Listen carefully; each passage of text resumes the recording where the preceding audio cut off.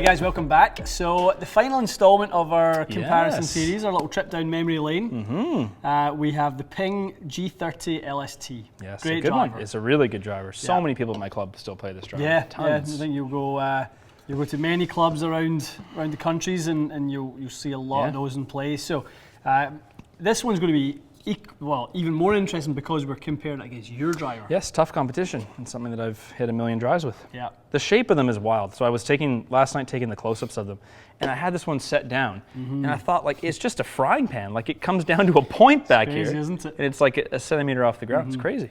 Almost kind of, if you look at the something like, from a shape perspective, if you look at like Maverick Max. Where's the old Maximum in there? And kind of look at the way those two shape, the way they slope down. Good point. Yeah, it's very similar actually. Very similar in that kind of shape. And there was some kind of subtle movements to obviously CG in this one. Actually, they started to introduce a rougher face texture. Oh, that's right. To the face, just to pull or increase the friction and actually pull the launch down ever so slightly, just to narrow the spin loft window. So the closer you can get the ball to launch relative to your angle of attack, obviously that'll flatten out the spin just ever so slightly. It's cool. Funny, obviously you think of rough faces with wedges, adding spin. Yeah, it's the opposite then, I guess. But it has the same effect. It pulls the ball down. Also pulls launch down. Through the. Are they still doing that with this? It's because it looks like it's got. It does look like it's still got elements. It actually looks like don't talk too much about it. Does it look still? I think it looks the same, pretty much. It probably is. It probably is.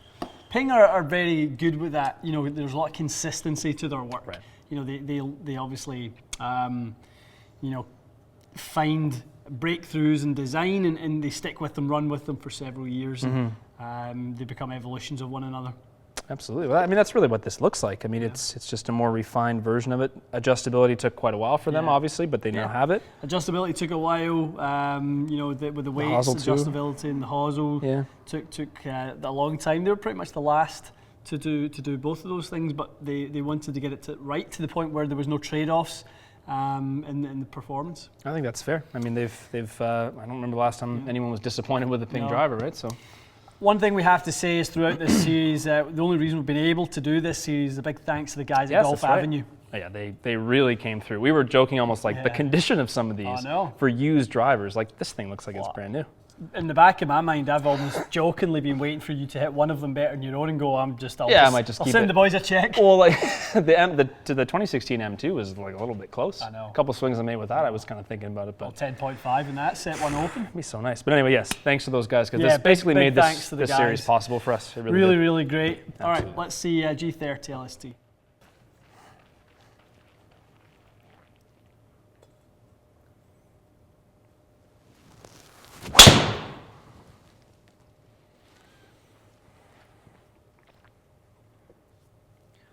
If you needed a reminder why you use a Ping, there it is.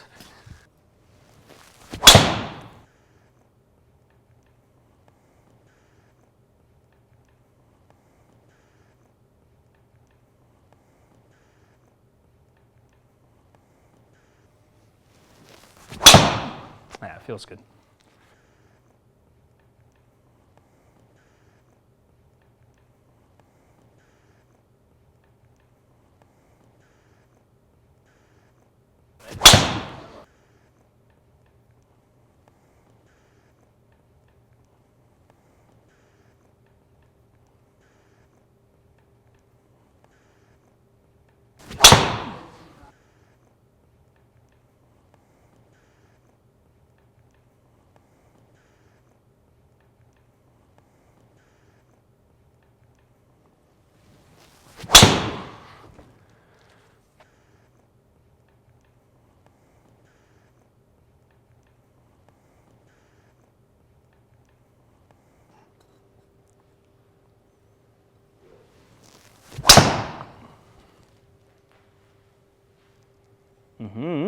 Very nice. Keep turning. It's almost like that toe weight works. Like exactly 7 yards more left.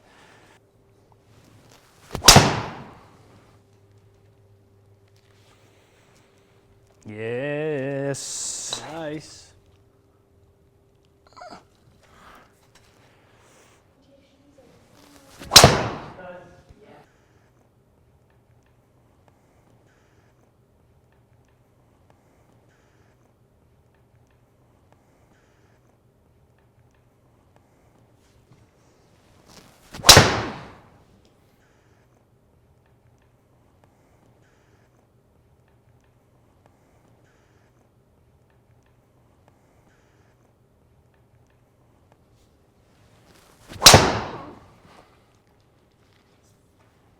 one.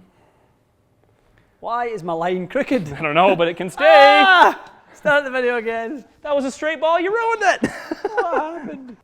Okay, guys, welcome back. And finally, we have a got a little bit of difference. separation. Lovely. Finally, we saw some difference. And, you know, we were hoping that we would see a little bit more separation at some point between, you know, the years that have evolved between some of these drivers. And the head-to-heads were fairly close. It's not, again, a speed thing.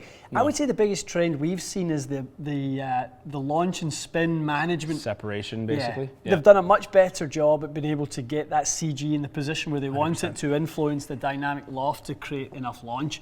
Yeah. That really appears to be the story. So really good progress with that. A little more ball speed, which is nice. Yeah, a little bit. I also think good. The look and sound is a large achievement of itself, let's be honest. Aesthetically, it has evolved. Wasn't a handsome beast, this. Not going to win a beauty contest. No, and it didn't sound great. So those two things are way better, and yeah, there's enough pickup there. I can't see anyone hitting both and looking at the numbers and going, that's not worth an upgrade. It definitely is better. The one thing we have to say was, when you hit the G30 like we've never seen before in terms of straightness. Now, not one of your yellow dispersion circles, not one of those dispersion pools would have missed a fairway. No, true. Just by comparison. Yeah, you hit 19 yards left. That was the biggest one. The next after that was 11, and then they were all like 3, 4, nothing. Just got on a really weird little roll with this, right? just hit them all straight. Yeah. Literally couldn't miss it, and that's just again just what Ping have always had in the DNA of their drivers. But they have evolved. Obviously, the weighting system, the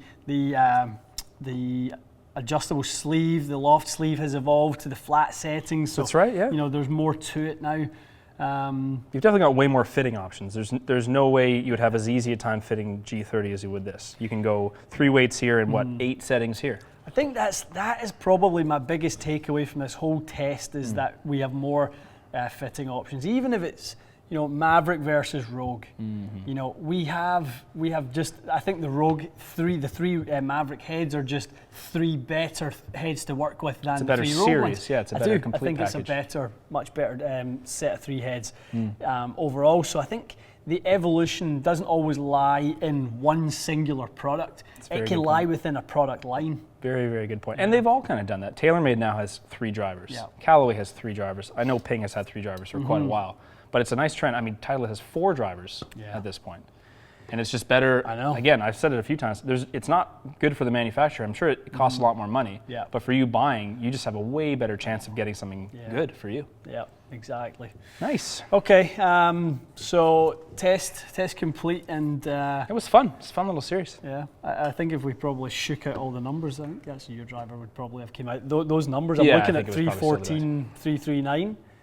It would be 12.5, 21. It'd be the most balanced and probably the one that I had the easiest time hitting on the planet as well. So we're going to have some real fun in the next couple of weeks trying to see if we can beat this. So, you know, I think we've got some ideas in our mind with regards to different heads. I think we think Sim with some loft on it could be phenomenal. We think Speed Zone and Speed Zone Extreme are both worth the go. 10.5 Speed Zone and 9 Degree Extreme could both be worth a shot. But it's going to be tough to beat that. It's just a really good driver. Yeah, you still enjoying that Nemesis shaft? I am. I know they don't have any right now, but I know. If they ever come back into stock, I may. Well, we still have a solid 2 months before outdoor time for me, so I think by that time, it might be worth the swap. Definitely. It's been hugely popular. I was talking to Victor over the weekend, and he was saying, you know, the sort of buzz that they've had around Nemesis has been you know, really great, which is good to see. It's a really quality product. It's a great shaft. Really high quality product. Like it a lot. Good. Well, at Mr. Etch's, his shaft is in the mail soon. Has been made today. I believe it was being made today. Alex Etch's, so his has been sent out to Australia, so you can get it on that sim driver for him. Look forward to seeing him actually hit some, like at his home base, and just kind of get a bunch of shots. He'll hit some. Once he kind of gets comfortable with that, that's going to be obscene. Yeah, he can pick up 15 yards. Yeah, at least. Okay. All right, guys. End of our sort of, you know, retro series, looking back over some great drivers of the past. Again, Golf Avenue were huge in providing those for us, so big thanks to the boys. Absolutely. Excellent. All right, stay tuned for more. See you again soon.